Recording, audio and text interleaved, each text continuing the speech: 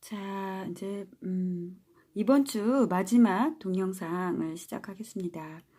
이제 공업교육이 어떠한 중요성을 가지느냐, 개인적으로는 어떤 의미를 가지고 있고, 사회적으로는 어떤 필요가 있는지 이제 좀 알아보겠습니다. 자, 인간은 기본적인 욕구가 있죠. 그래서 우리가 직업을 왜 갖느냐 하면은 기본적으로 물질적인 어떤 요구를 채워줄 수 있는 부분들이 있고, 또 때로는 좀 이제 어떤 사람들을 만나고 사회적인 활동을 하는 부분들, 그리고 내 자아를 실현하는 거, 그 어떤 일을 하는 데 있어서 성취감이 있고 성취 욕구가 있을 때 그 욕구를 현실화했을 때 상당히 어떤 성취 동기가 이제 성취감이 있죠. 이제 그런 자아의 요구가 있는 그런 부분들이 있죠. 그래서 이 메슬로우의 욕구 체계 이론을 보면은 이 5가지 단계로 이렇게 되어 있는데, 자, 저수준의 욕구가 있고 고수준의 욕구가 있어요. 우리가 보통 이제 직업을 선택할 때 기본적으로 우리가 보수를 받고 생계 유지를 하는 수단으로 이제 생각을 하겠죠. 이제 이건 좀 더 기본적인 수준의 욕구가 되겠고, 이 욕구가 충족이 되면은 좀 더 안정적이고 사회적으로도 안정적인 고용 이제 관계가 되면 좋죠. 지금은, 그러니까 옛날에는 우리가 한번 고용을 하면은 좀 상당히 오래 갔어요. 이렇게 이제 노동시장이라고 하는데, 수요와 공급이 서로 많이 이렇게 이제 이루어지지 않고 오랫동안 갔는데, 이게 이제 많이 이제 이렇게 퇴직도 많고 중간에 또 이직이 많죠. 이직이 그러면서 노동시장이 많이 융통적으로 되는 거죠. 이렇게 경직성이 많이 떨어지고, 그 이유 여러 가지 이유가 있겠지만은 안전에 대한 부분들보다, 또 안전이라는 건 또 2가지 부분이 있는데, 우리가 도전하는 부분들이 많이 줄어들 수도 있어요. 우리가 하나의 직장에서 오랫동안 다닌다면은 우리가 안전성이 보장이 돼 있지만 자기 스스로의 또 발전에 대한 부분들은 또 떨어질 수도 있고, 그 사람에 따라서 좀 더 도전하고 리스크를 우리가 테이킹을 하면은 또 그것 자체가 어떤 기회가 돼서 다시 도약할 수 있는 부분이 생기는 거거든요. 음, 그래서 리스크라는 것은 또 이제 그러니까 리스크가 뭐 줄어들면 뭐 세이프티가 증가를 하는데, 사실 리스크를 테이킹하는 부분에서는 또 다른 부분이 있어요. 이제 기회라는 부분들, 이제 그런 것들, 사람들이 이제 마다 그걸 어떤 부분을 선택하는지, 안전적인 거를 선택하는지, 그렇지 않으면 좀 더 리스크가 있더라도 내가 안전보다는 좀 더 투자를 하는 거를 선호를 하든지. 저 같은 경우도 보건환경연구원에 있었어요. 좀 안정된 직장이죠. 그 공무원이고, 연구직 공무원이고. 근데 이제 하다 보니까 반복되는 일도 많고 좀 매너리즘에도 빠지고, 그러다 보니까 이제 유학휴직을 하고 이제 가게 되는데, 이제 꾸준하게 이제 하다 보니까 이제 이렇게 됐어요. 어찌 보면은 안전보다는 이제 나 같은 경우는 이제 리스크를 테이킹하는 쪽으로 간 거죠. 그래서 이제 계속 변화하는 부분에서 내가 스스로 변화하고 그거에 대해서 적응하도록 하는 그런 이제 개인의 역량을 키우는 쪽으로 가게 된 거죠. 그래서 요즘은 이제 많은 사람들이 또 한편으로는 안정적인 부분들을 선호하기도 하고, 그래서 이제 공무원 쪽으로 이제 좀 많이 바라보는 것 같고, 또 한편으로 해서는 또 이 기회가 될 수도 있다라는 부분들. 그래서 이제 좀 더 고수준의 욕구를 충족하기 위해서 다른 직업을 선택하는 부분들도 많죠. 그래서 이제 때로는 이제 그런 욕구, 이 직업을 통해서 소속감이나 어떤 사회적인 활동, 서로 간에 일을 같이 협동하면서, 요즘은 이제 그룹 워킹을 많이 하죠. 개인이 혼자서 일을 해서 최고의 수준을 내는 거는 아주 쉽지 않아요. 그러니까 이제 요즘은 기업체 안에서도 같이 일할 수 있는 사람들을 많이 원하거든요. 그래서 이제 인성을 보는 이유가, 서로 자기가 낼 수 있는 것들 최고로 아이디어를 내면서도 그거를 제품화할 때까지의 여러 공정에서 많은 사람들이 같이 협동해서 일을 하는데 그 과정에서 소통이라는 건 굉장히 중요한 거죠. 여러분도 잘 알지만 봉준호 감독이 혼자서 그 영화를 다 만들어낼 수는 없었죠. 여기서 싱크로나이즈라는 말이 있는데 얼마만큼 조화롭게 배우들과 뭐 카메라 감독도 있고 또 뭐 그 시나리오를 쓰는 작가도 있겠고 이 모든 사람들이 어떻게 하면은 조화롭게 일을 하면서 최고의 작품을 내는지 그런 부분에서 이제 봉준호 감독이라고 하면은 뭐 영화를 만드는 것도 굉장히 기술적인 부분도 잘 하겠지만은 사람을 대하는 태도가 달랐다는 거죠. 좀 더 진솔하고 솔선수범한 부분이 있었다라는 거죠. 그래서 사람들이 믿고 신뢰하고 이제 어떻게 보면 이제 존중하면서 이런 영화를 만들어 나갔겠죠. 그래서 마스터피스가 생기는 거예요. 마스터피스. 대작을 만들어내는 데서는 다 이러한 모든 것들이 같이 조화롭게 어우러졌어야 된다. 그래서 리더십에 대한 부분들도 많이 이제 우리가 일을 하는 데서 중요한 그런 이제 품성이 되는 거죠. 그래서 이제 존경을 받고 싶어 하는 욕구. 사람들은 누구나 인정받고 싶어 해요. 그걸 인정해야 돼. 나는 뭐 혼자 살아도 괜찮아. 나는 뭐 별거 아니야. 이렇게 하지만 사실상은 인정받고 싶어 하는 욕구가 있어요. 사람은 누구나 이러한 욕구가 있어요. 나는 뭐 괜찮아. 나는 뭐 먹고 살면 돼. 이렇게 하지만은 실질적으로는 인정받고 싶은 욕구가 더 있죠. 먹고 사는 것도 중요하지만 이게 이 모든 욕구가 충족이 되었을 때, 좀 더 행복에 가까워질 수 있다라고 생각이 돼요. 그래서 일단은 나는 그런 욕구가 있다라는 걸 인정해보고, 자기가 원하는 것은 무엇인지 알아보고, 그렇게 해서, 직업에 대한 부분들도 고민을 하는 게 좋을 것 같습니다. 자, 그러면은 이제 우리가 교육자로서 어떠한 학습 동기를 어떻게 이끌어내는지 동기라는 것은 그 행동을 만들어내는데 이게 그 요인이 되는 거죠. 그래서 이제 이 세 가지가 있는데 뭐 신체적 요구가 있고 뭐 자연 발생적 요구가 있고 그리고 목적 지향이 있는데 보통 이제 교육되어지는 것이면 이제 우리가 뭐 예를 들자면은 이제 잘했어, 성적이 좋았어, 어떤 보상이 있어요. 그러면 이제 아이들은 성적을 올리는 것 자체에 대한 만족감보다는 보상에 대한 게 목적으로 돼버리는 거죠. 그러면서 이게 학습이 되어져요. 내가 이렇게 했더니 뭐 100점을 맞았더니 뭐 보상이 있다. 그랬을 때 이제 사실은 이게 학습의 효과를 누리는 거에서 보면은 이런 학습된 목적 지향의 행동보다는 이거가 뭐 이제 사탕을 주는 건데 초기에 우리가 학습 성과를 빨리 낼 수가 없을 때는 이 부분이 필요해요.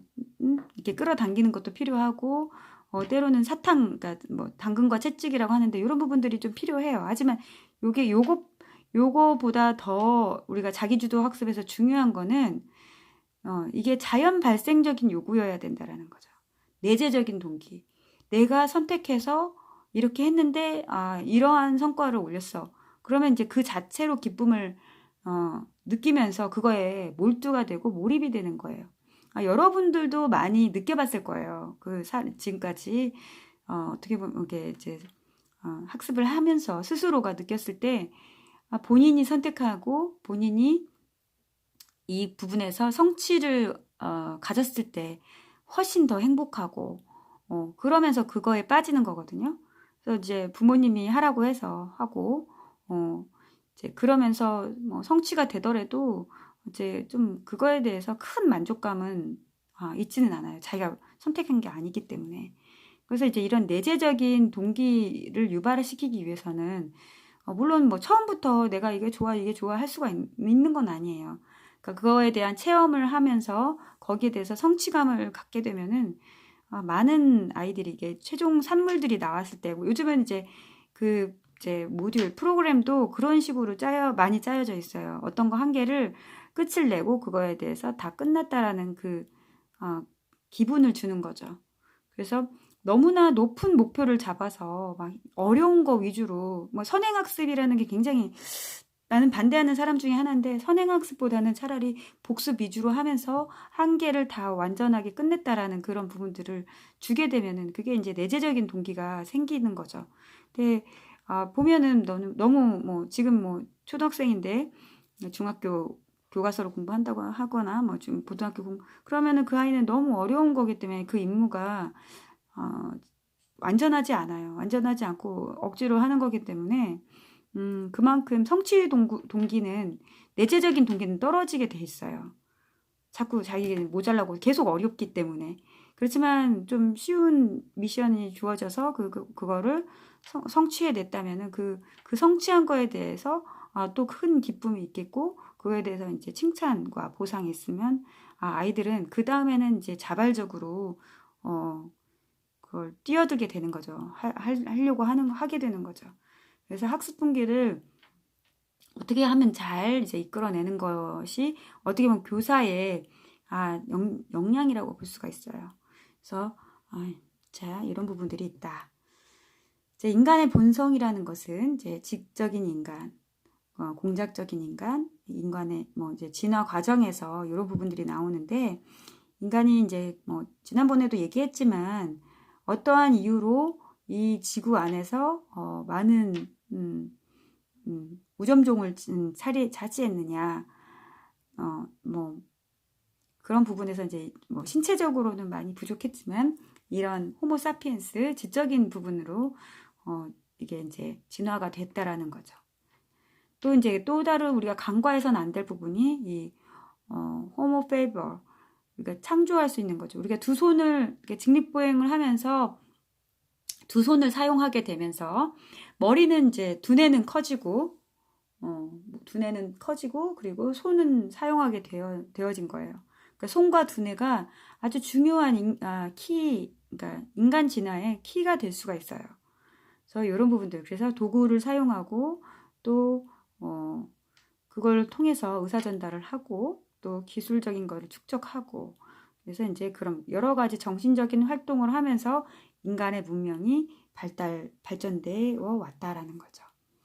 그래서 이런 인간의 제 본성적인 부분을 잘 알아야 되고 이제 아까도 말씀드렸지만은 인간이 지금 이 35만 년 전 최초의 불을 발견했고 이 불을 통해서 도구나 무기가 진보를 했어요. 그리고 따뜻하게 또 음식을 데워 먹기도 하고 이게 아주 기본적으로 에너지를 사용할 수 있게 됐어요. 주어진 에너지를 그냥 수동적으로 이렇게 잘라서 먹거나 아니면 동굴에서 살거나 아니면 좀 따뜻한 곳으로 이렇게 이동하거나 그리고 먹거리가 이쪽에서는 없어지게 되면은 또 먹거리가 있는 쪽으로 사냥이나 뭐 수렵 생활을 하는 데 있어서 이렇게 이동하는 그러한 이제 원시 생활 그런 사회가 있었던 반면에 이제 이런 것들이 발달되면서 정착 생활이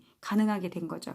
그래서 이게 사회가 발달되고 국가가 생기고 뭐 이제 부족부터 시작을 했다가 이제 국가가 되고 그러면서 어떤 사회가 조직화되고 체계화되고 좀 더 복잡화되는 그런 계기가 되는 거예요. 그래서 사실 이러한 것들이 우리 사회가 변화하는 그 과정에서 또 아주 중요한 키가 될 수가 있어요. 그래서 이제 뭐 바퀴를 발명하고 그럼 이제 이동수단이 또 변화가 되죠. 우리 뭐 시계 뭐 옛날에는 이제 전기가 아니라 이런 태엽 같은 걸로 이렇게 이제 그런 발명품이 생기는 거죠.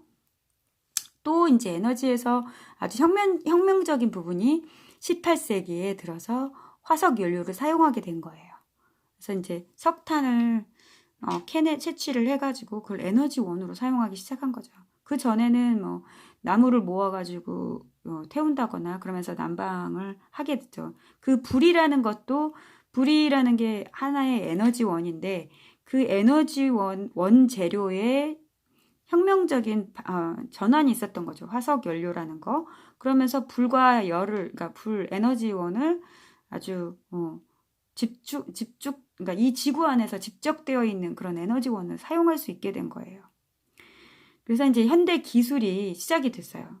여러 가지 이제 바퀴 아까 나왔지만은 이 돌아가는 바퀴와 함께 에너지원으로 화석 연료를 쓰고 그러면서 산업혁명이 본격적으로 일어나고 또 여기서 중요한 부분은 사회가 변하기 시작했어요.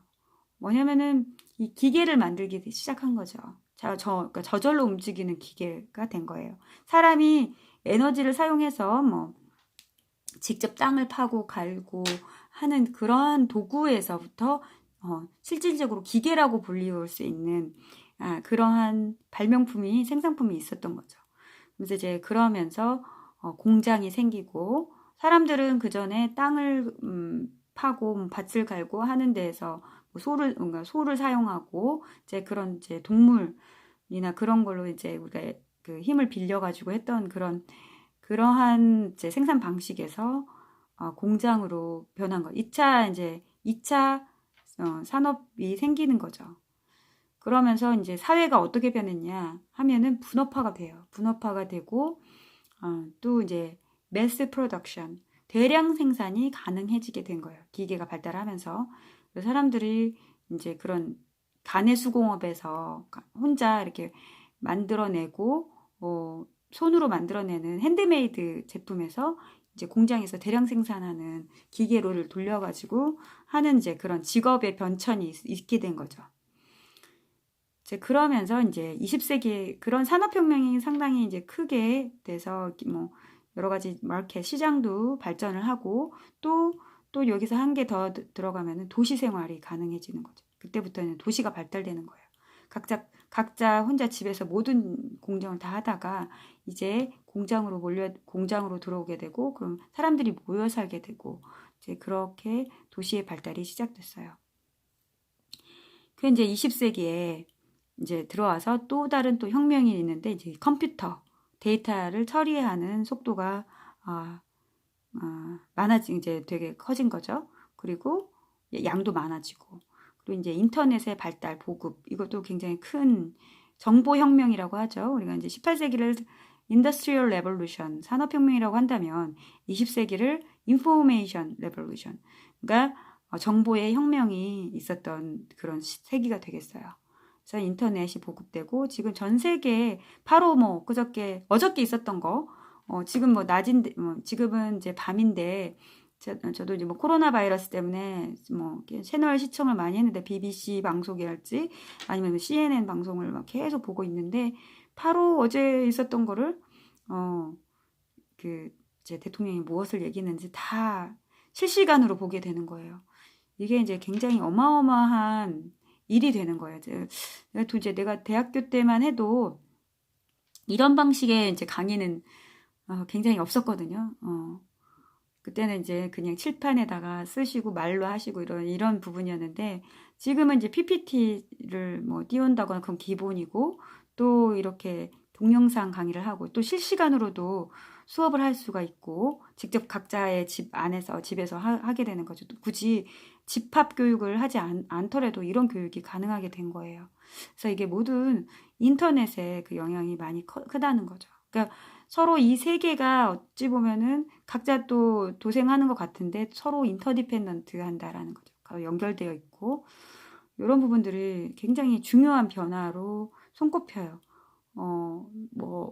그 와중에서 우리나라가 어떤 역할을 하고 있는지 굉장히 흥미롭게 보고 있는데 상당히 그런 부분에서 잘하고 있다고 생각이 돼요. 그 누구도 혼자 살아남을 수 있는 건 아니에요. 같이 살아남아야 되는, 같이 해야 되는 그런 이제 문제가 되어 가고 있죠. 그런 사회가. 그래서 21세기에는 우리가 4차 산업혁명이라고 불리우는 건데, 우리가 이제 융복합이라고 얘기를 하죠. 융복합이라고 하는 것은 말 그대로 연결되어 있는 거죠. 전체적인 부분, 복합적인 부분들을 하나로 봐야 되는 거죠. 전체 시각을 키워야 되는 부분이죠. 그래서 뭐 아까 인터넷에 대한 얘기를 좀 했는데 이 지구가 모두 서로 연결되게 돼 있어요. 하나만 뭐 죽는다고 거기서 끝나는 게 아니라 하나의 영향이 다른 쪽에서 영향을 미치는 거예요. 우리가 뭐 나비 효과라고도 하는데 그러면서 이제 융합, 복합 그런 산업이 굉장히 많이 빅데이터 분석이랄지 뭐 또 그런 이제 그렇게 되니까 모두 연결해서 봐야 되니까 굉장히 그러니까 생각해야 될 것도 많고 데이터 분석도 되게 복잡해지고 그렇죠. 우리가 정확한 의사결정을 하고 정확한 선택을 하고 뭐 이번에도 코로나 바이러스도 지금 굉장히 분석이 나중에 이제 이루어질 거예요. 뭐 이태리나 다른 나라에서 대처하는 거하고 우리나라에서 대처하는 방식이 우리나라는 굉장히 앞장서 나갔었죠. 기술적인 부분들을 이용을 했고 그리고 우리가 오픈 소사이어티라는 것을 유지를 했다는 거 굉장히 큰 거예요. 우리가 바이러스를 이기기 위해서 그걸 막는 게 아니라 폐쇄를 하는 게 아니라 그걸 있는 그대로 두고서 추적을 하는 거죠. 모니터링을 하는 거였죠. 이 모니터링에 대한 기술이 굉장히 또 중요하게 되어지는 거예요. 이제 그런 부분에서 뭐 이제 옛날에는 빅브러더라는 그런 염려도 있지만 모두가 다 그런 수준이 된다면은 굳이 우리가 누구의 그러지 않더라도 우리 스스로가 판단할 수 있는 역량이 키워지게 되는 거죠.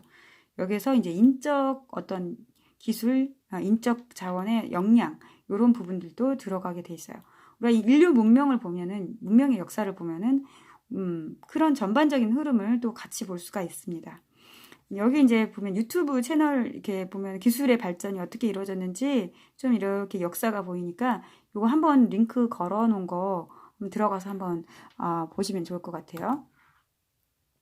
자, 이제 사회적으로는 어떤 우리가 개인적인 욕구가 그거를 이제 충족시켜주는 부분에서 있고 또 공업교육이 어떤 사회적으로 어떤 필요성이 있는지 일단은 산업의 발전은 경제적인 부분하고 굉장히 밀접한 관련이 있죠.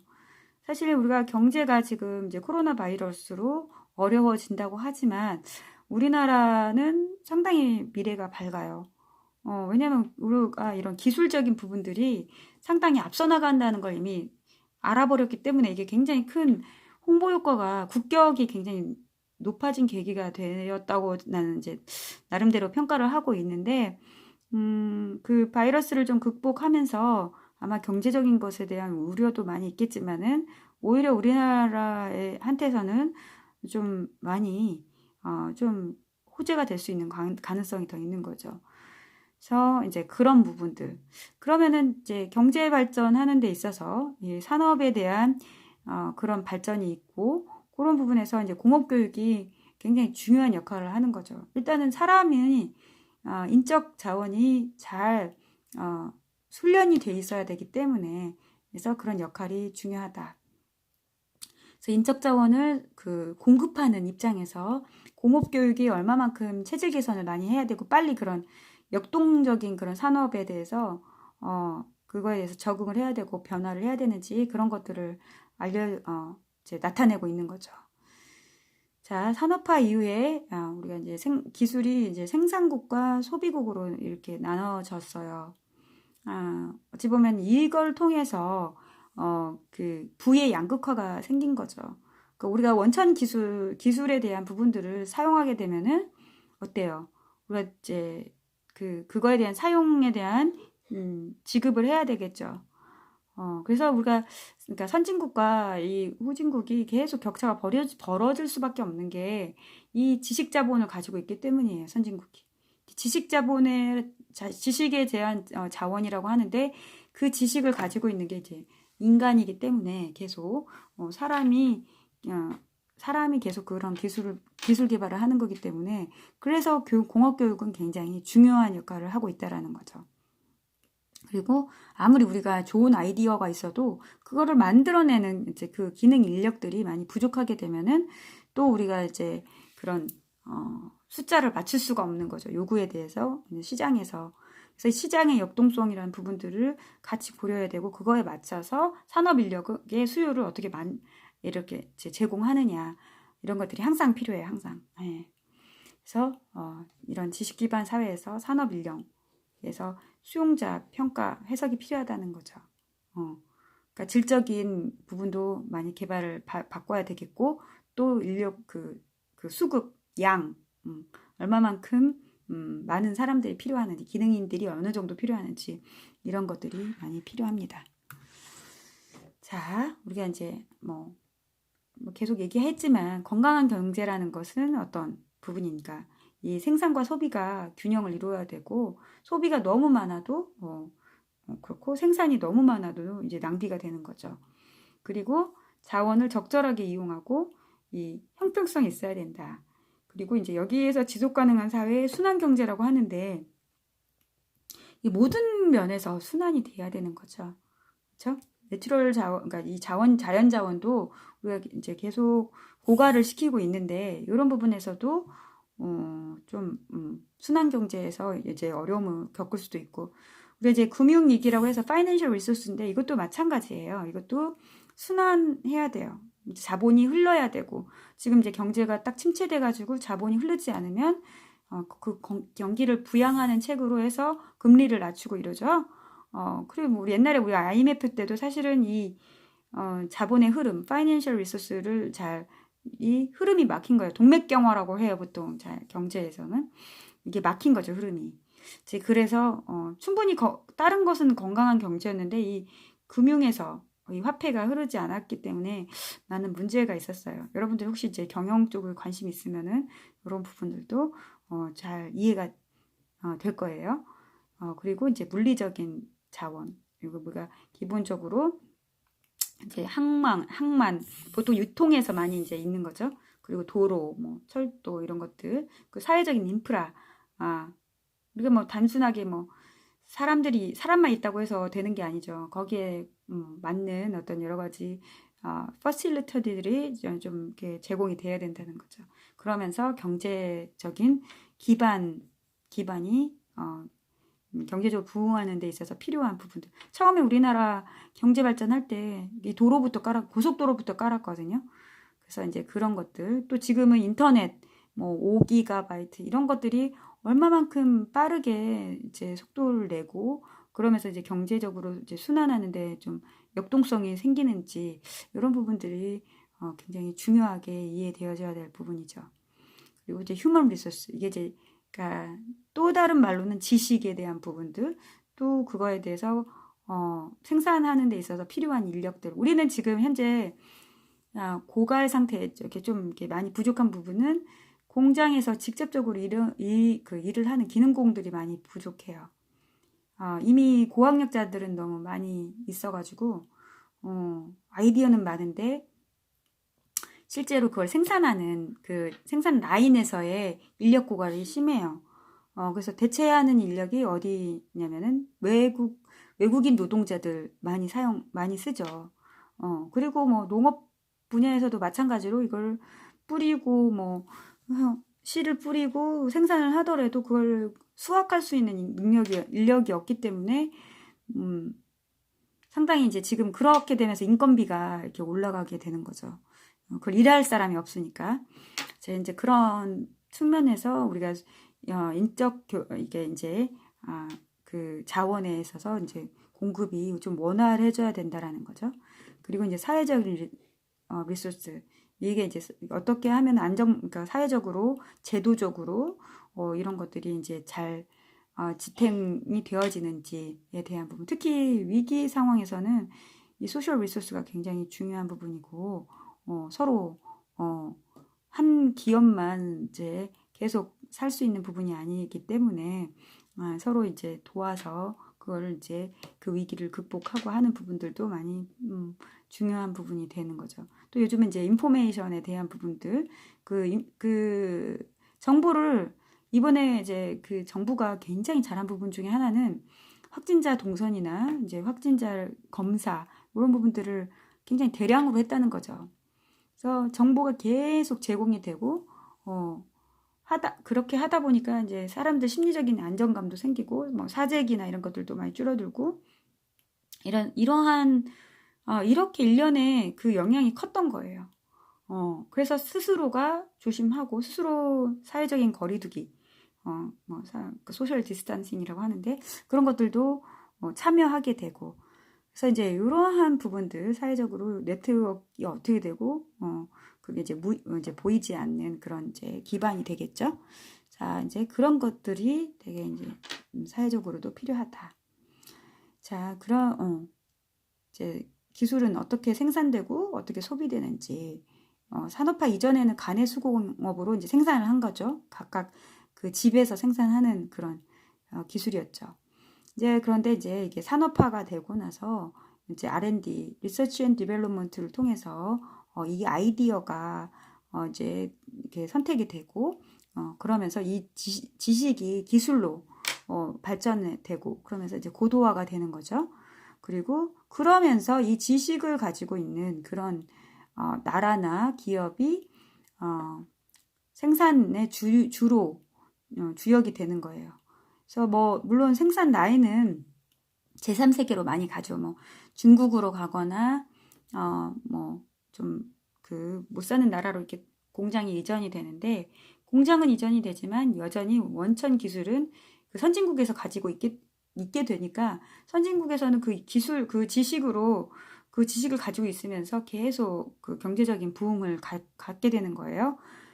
그렇게 이제 좀 서로 분리가 되는 거죠. 그러면서 이제 과학기술 역량이 불균형이 되고, 그러면서 부의 양극화가 되는 겁니다. 그래서 이제 과학기술 역량의 국제적인 불균형도, 일단은 이제 산업할 수 있는 능력이, 한 나라와 다른 나라가 똑같지 않다라는 거죠. 그리고 이제 사회적인 정보, 경제, 정치, 문화, 이런 걸 결집시키는 그런 시스템이 불균형하고, 그리고 데이터 처리 장치나 선진국과 이제 이런 개발도상국 격차가 한 2배 정도 난다고 해요. 그래서 상당히 이제 개발도상국은 계속 어려워지는 거고, 먼저 이 선점한 나라들, 선진국은 더 훨씬, 그러면서 이제 우리나라가 기적이 된다라는 거는 우리나라 굉장히 못 사는 나라였는데, 지금은 지식을 수출하는 나라가 됐어요, 사실은. 옛날에는 지식을 수입해서 그거 그대로 모방하면서 생산을 해가지고 다시 되팔고 하는 쪽이었는데 지금은 우리가 어떠한 아이디어로 그 학력 수준이 굉장히 높기 때문에 이제 그걸 제품을 새로 만들고 이번에 뭐 진단 키트도 상당히 우수한 그런 제 생산품이죠. 그리고 그렇게 만들어내서 최고의 물건을 만들어내서 이제 다시 팔게 되는데 그 원천 또 기술을 우리가 가지고 있어야 되는. 뭐 우리가 아직은 뭐 원천 기술을 가지고 있는 건 많지는 않지만 아마 이제 실천과학적인 지식 그 측면에서는 뭐 노하우가 많이 쌓였을 거라고 생각이 되어져요. 그래서 이제 이런 부분들이 있다. 그래서 이제 공업교육하고 산업 인력의 수요에 있어서는 일단은 굉장히 밀접한 관련이 있죠. 그리고 이제 그러니까 그 산업 인력의 양적 확보가 필요하고 또 질적 수준도 산업이 자꾸 바뀌고 요즘 우리나라 여기 뭐 전라북도에서도 탄소 융합 이런 쪽으로 하는데 그런 부분에서 필요한 어떤 기술 기능들이 무엇인지에 대한 것을 공업교육에서 맡아서 해줘야 된다는 거죠. 그리고 이제 아까 말했듯이 과도한 교육이 고학력자 미취업 현상이 일어나고 우리나라 아직도 뭐 공업계나 그러니까 인문계를 좀 더 알아주고 대학 나온 사람들 더 알아주고 뭐 이렇게 하다 보니까 이제 이런 교육적인 병폐 그러니까 또 좀 이제 좀 뭐 대학원이랄지 더 고학력자들이 많아지면서 이런 부분들이 생겼죠. 그래서 이제 50년 이런 승호흡시에 대해서 아까 이제 고도 산업 사회로 우리나라도 이렇게 변했다라는 거죠. 그래서 노동 집약적 경공업에서 중화공업으로 바뀌어지고 이제 이런 부분에서 인력 수급에 있어서는 공업교육이 더 그걸 따라가 줬어야 된다라는 거죠.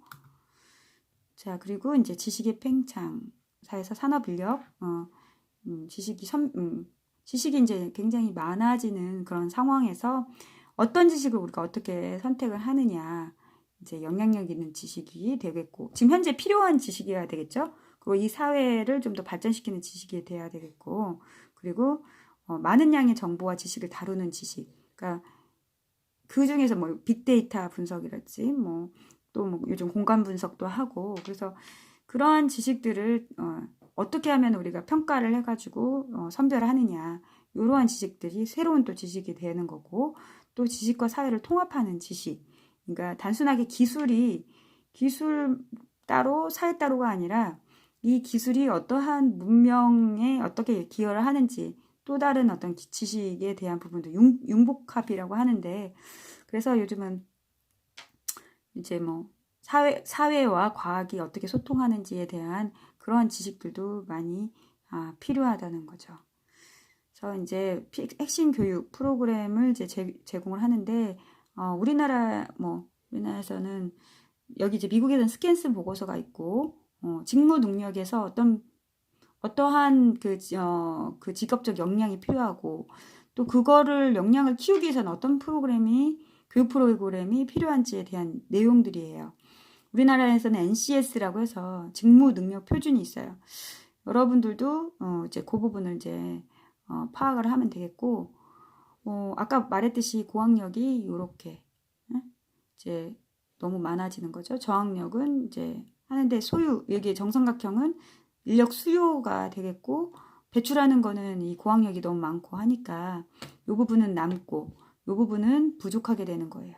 그래서 이제 그 다이아그램이 되겠고, 제 아까 말했듯이 이제 스캔스 보고서는 이런 부분, 자원 관리를 잘하는 부분, 인간관계를 잘하고 또 정보를 평가하는 능력, 그리고 시스템을 이해하고 모니터링하는 능력, 기술적인 부분, 이것이 기본적인 직무 능력의 카테고리라고 볼 수가 있어요.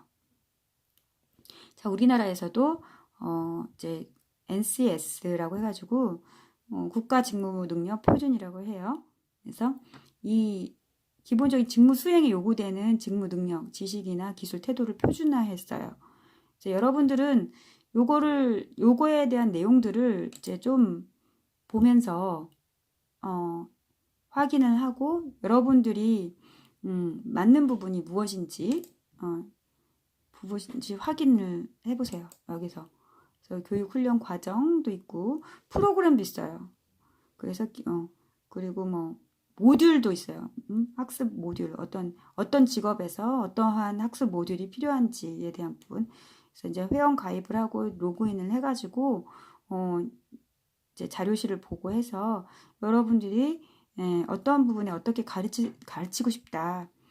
그 산업계 동향도 좀 나올 거예요. 기업 활용하는 부분에서.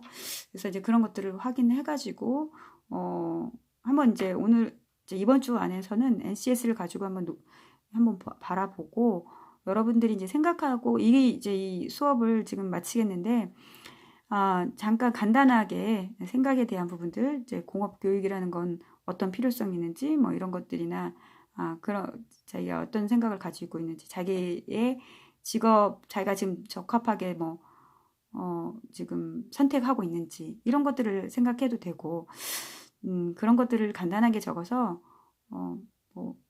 한 두세 문단 이렇게 적어서 이제 보내주면은 그거를 이제 그 참고를 하겠습니다. 예, 오늘은 여기까지 마칩니다.